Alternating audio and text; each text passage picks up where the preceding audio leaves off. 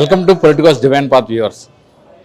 శ్రావణ మాసంలో వచ్చే పండుగల్లో ఒకటి నాగపంచమి. సో ప్రస్తుతం మనం విశాఖ నక్కవానిపాలెంలోని ఉమా నీలకంఠేశ్వర స్వామి ఆలయంలో వచ్చాం. సో ఇక్కడ నాగపంచమి సందర్భంగా ప్రత్యేక పూజలు చేస్తున్నారు. సో మనతో మాట్లాడేందుకు నాగపంచమి విశేషాలను రామారావు శర్మ గారు ఆలయ ప్రధాన అర్చకులు ఉన్నారు. వారిని అడుగుదాం. అయ్యా నమస్కారం. ఈ నాగపంచమి విశేషం ఏంటి?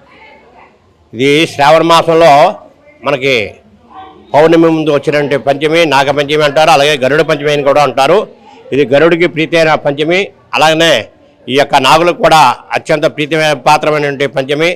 మనకి జాతకరీత్యా కానీ గోచారీత్యా కానీ అలాగనే మన పితృదేవతలు చేసినటువంటి ఈ యొక్క నాగ దోష ఫలితంగా వచ్చేటటువంటి ఈ యొక్క దోష నివారణకై ఈ యొక్క నాగపంచమి నాడు ఆ నాగులకి పూజ చేసిన, అలాగనే నాగులకు అధిపతి ఈ యొక్క సుబ్రహ్మణ్య స్వామి కాబట్టి ఆ సుబ్రహ్మణ్య స్వామికి ప్రీతికరంగా ఎటువంటి పూజాదిగాలు చేసినా సరే ఉన్నటువంటి నాగదోషాలు పూర్తిగా తీరిపోయి ఎటువంటి సంతాన అరిష్ట దోషాలు కూడా లేకుండా సంపూర్ణ మహా సంతానం కలుగుతుంది. అలాగనే ఎటువంటి ఆటంకాలు కూడా లేకుండా, అలాగనే మనకి ఎటువంటి విధివశాత్తు కూడా జాతకరీత్యా కుజగ్రహ దోషం వల్ల జరిగేటువంటి అపాయ మార్గాలు ఏవైతే ఉన్నాయో, ఈ యొక్క ప్రమాదవశాత్తు జరిగేటటువంటి సంఘటనలు ఏవైతే ఉన్నాయో, మనకి దారిలో ప్రయాణంలో జరిగినటువంటి ఈ యొక్క ప్రమాదాలన్నీ కూడా నివారణ కొరకు ఈ యొక్క నాగపంచమి రోజున, అలాగనే గరుడ పంచమి తిథి రోజున ఈ యొక్క ఉపవాసం ఉన్న, అలాగనే ఈ యొక్క నాగదేవతకి అధిష్టాన దేవత సుబ్రహ్మణ్య స్వామి, అలాగనే నాగదేవత కూడా మనం విశేషంగా పూజ చేసుకోవడం వల్ల మనకి ఉన్నటువంటి జరిగేటటువంటి అతి ప్రమాదకరమైనటువంటి సంఘటనలు ఏవైతే ఉన్నాయో కూడా అవి పూర్తిగా తీరిపోయి చిన్న చిన్న సంఘటనలుగా మనకి వర్తిస్తాయి.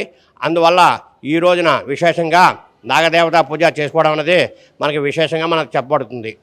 ఈ నాగపంచమి నాగేంద్రుడికి ప్రత్యేకంగా పూజలు అంటే ఎలా ఉంటాయి? అభిషేకాలు పాలతోటి, పంచామృతాలతోటి, ఫలరసాలతోటి, అలాగనే వివిధ రకాల సుగంధ ద్రవ్యాలతో, అన్ని రకాల ద్రవ్యాలతో కూడా ఆ యొక్క స్వామివారికి ఈ రోజున ఆ అర్చన చేయడం అనేది మనకి ప్రముఖంగా చెప్పబడుతుంది. సుబ్రహ్మణ్య స్వామికి చేయడం వల్ల ఆ యొక్క నాగదేవత అందరూ కూడా సంతోషం చెంది, అలాగనే ఈ సుబ్రహ్మణ్య స్వామి ఈ యొక్క నాగ ద్వయంగా అలాగనే జంటనాగులుగా వర్తించబడుతున్నారు కాబట్టి ఆ జంటనాగులకి పూజ చేసినట్టయితే సుబ్రహ్మణ్య స్వామికి ఆరాధన జరుగుతున్నట్టుగా మనకి ఈ యొక్క విశేషంగా ఫలితం వస్తుంది.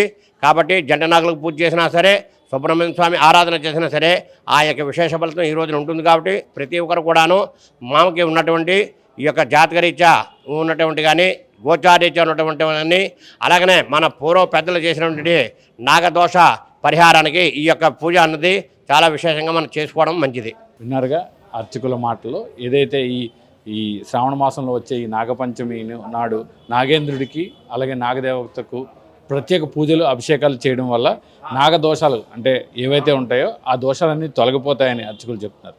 కెమెరామెన్ ముఖేష్తో Kiran, politicals divine path, Visakha నుంచి. Please subscribe to the channel and download the Politicos app from the links in the description.